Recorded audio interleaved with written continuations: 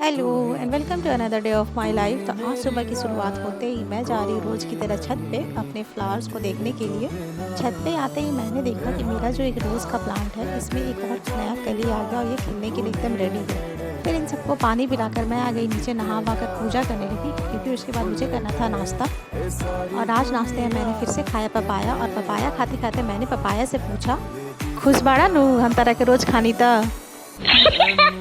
नाश्ता करके मैं चली गई पढ़ने के लिए। फिर दोपहर हो गया, लंच किया, और लंच में आजकल मैंगो कंपलसरी हो गया क्योंकि आफ्टर ऑल मैंगो का सीज़न है और ये मेरा फेवरेट फ्रूट है, मैंगो और लीची। इसके बिना मेरा लंच अधूरा रहता है। लंच करने के बाद मैं थोड़ी देर के लिए सो गई, फिर शाम में उठी और शाम में खाया मैंने ice cream. So that's about my day. Subscribe for more.